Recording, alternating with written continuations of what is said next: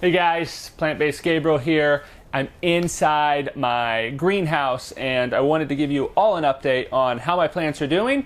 Just give you a rundown on some of the things that I have started and some of my plans that I have moving forward for getting them outside to the garden. But we'll go ahead and get started and show you everything we got growing. So first off, I've got a flat here of spinach, and it is quite windy outside right now. But that is spinach and some arugula there on the side. But this was actually spinach that I started multi-cell in a flat and then pricked in, so kind of the Charles Dowding method. Here is a big flat of oak leaf lettuce, which is ready to go outside any day. You can see here, I'll pull this out. You can see the modules. We've got pretty good root development there. The only thing I don't like about this particular cell, or this particular flat, is it's tough to get those, the lettuce out. So it's kind of a pain. You can't just normally, I'm probably gonna kill one here, but yep, I did. But you can't really pull it out too easily, if you can see that. So kind of a pain, but oh well. Next up, we've got some Brassicas.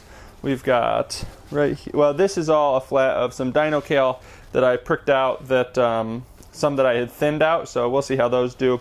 But these are all looking really good. So this is a Romanesco broccoli.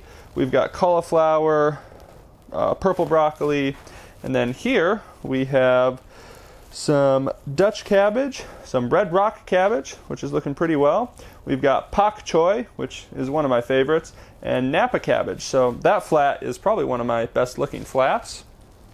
Next up, we have we'll go right here. We've got some carrots in the back. We've got beets, which I multi-sowed into the cells, so more than one in each.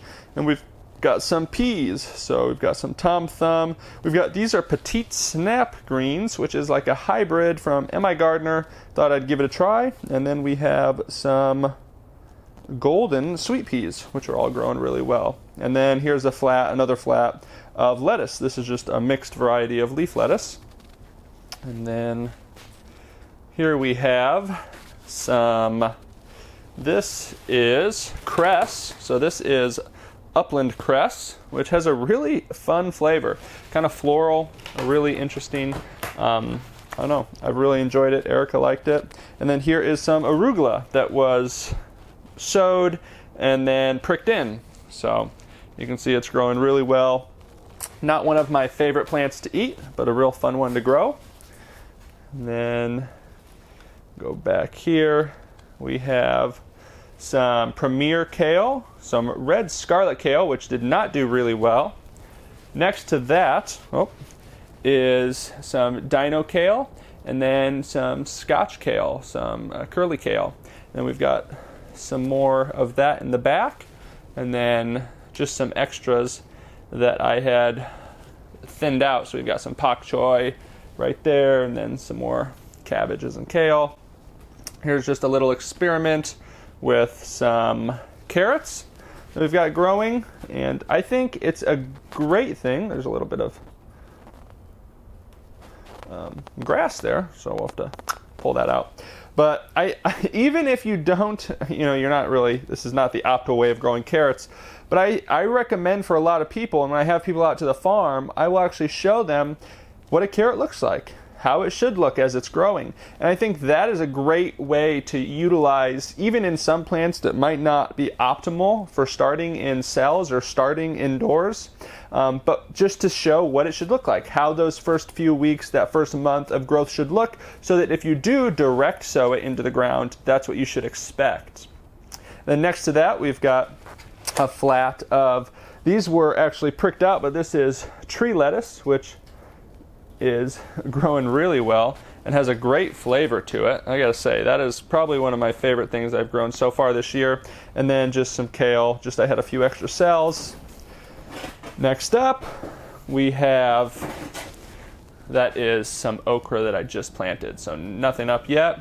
Some parsnips, which again, maybe not optimal starting it in a flat like this, but you at least get to see what it should look like. And that wind is really coming down. We've got some more. This was just another cell that I had some that I thinned out, and I was able to just throw some in here. I think that's dino kale, and then some more, just some Great Lakes lettuce. Here, I will pull these over here. We've got some, this is just a multi-sowing way of doing it, so I can plant a bunch of things and prick them out. There's some upland cress, that's arugula. This is actually red Malabar spinach, strawberry spinach, and then here is 3 types of basil coming up. And then right here is some lettuce. So those are just some extras. Right here is something I did a video on, and have a video on how I grew my mint throughout the winter indoors. And then I just went ahead, cut, and propagated it into trays, or these flats, and started it for this year. It's growing really, really well. I've got some buzz buttons there as well, some Szechuan peppers, or some Szechuan buttons, some Chinese toothache plant. It goes by a lot of names. And I did the same thing, and it's come okay. Maybe about 60 to 70% success with that.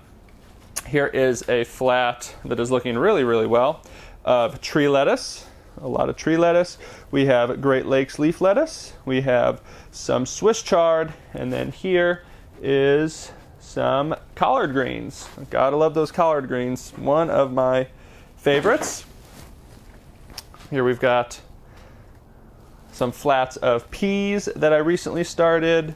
This is another flat of Swiss chard, and then these are flowers. So this is a flat of sunflowers. You can see they're starting to pop up, and then marigolds, and then a wild, I think that one's a wildflower mix. But here, I'll pop this back around. So that is everything that I have growing in here at the moment. It's a lot, and I have more to start. I do have my peppers inside, and then I will be getting some tomatoes started here pretty soon. So I've got a lot of things going, and excited to get it outside, and excited to share with you guys how it goes, how it grows, and just so that you guys can come along with the process and the journey and be there just as much as I'm here with the pups and me and Dr. Miller. So if you guys enjoyed today's video, make sure you hit the like and subscribe button. And as always, if you want to see more videos like this one of the 1 Acre Vegan Farm, you can find that on plantbasedgabriel.com, Facebook, YouTube, Instagram, all at Plant Based Gabriel. And then, as always, I've got recipe videos, vegan, whole food, plant-based, healthy recipes that help me lose 100 pounds with this way of eating, with these great vegetables and things that we are producing. And so I hope to see you in a very soon amount of time on another video. We'll see ya.